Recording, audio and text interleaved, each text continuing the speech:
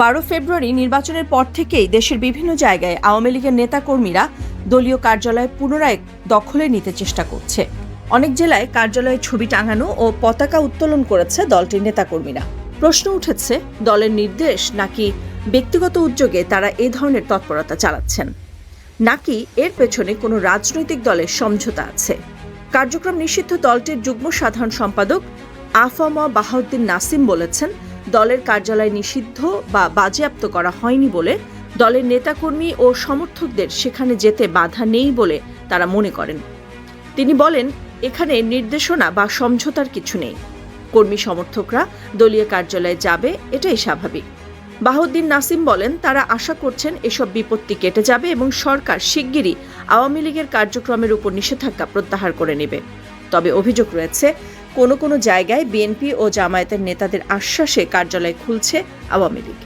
কোথাও আবার আশ্বাস দেওয়ার পরও দলীয় প্রতিপক্ষ গ্রুপের হামলা ও ভাঙচুরের ঘটনাও ঘটেছে।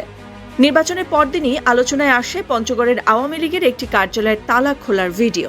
বিএনপির স্থানীয় একজন নেতার উপস্থিতিতে তালা খোলার ঘটনা সামাজিক যোগাযোগ মাধ্যমে আলোচনার ঝড় তোলে।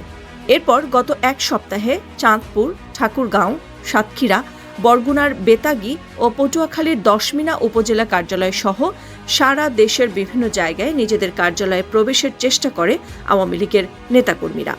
এদিকে রাজনৈতিক বিশ্লেষকরা বলছেন, স্থানীয় বিএনপি কিংবা জামায়াত নেতাদের সহযোগিতা বা আশ্বাসে দলীয় কার্যালয়ে প্রবেশের চেষ্টা করছে কার্যক্রম নিষিদ্ধ দলটির নেতাকর্মীরা। তাদের মতে, আওয়ামী লীগ অন্তর্বর্তী সরকারকে গ্রহণ না করলেও নির্বাচিত সরকারকে তারা প্রত্যাখ্যান করেনি। তাছাড়া বিভিন্ন দলকে স্বাভাবিক রাজনৈতিক কর্মকাণ্ডের সুযোগ দেওয়ার উদাহরণ বিএনপির আগেও আছে। সেই হিসেবে আওয়ামী লীগের কার্যালয় খোলা ও স্বাভাবিক রাজনৈতিক কর্মকাণ্ডের সুযোগ দিতে পারে বিএনপি। অন্যদিকে বিএনপি মহাসচিব মির্জা ফখরুল ইসলাম আলমগীর বলেছেন, আওয়ামী লীগের কার্যালয় খোলার বিষয়টি আইনিভাবে দেখা হচ্ছে।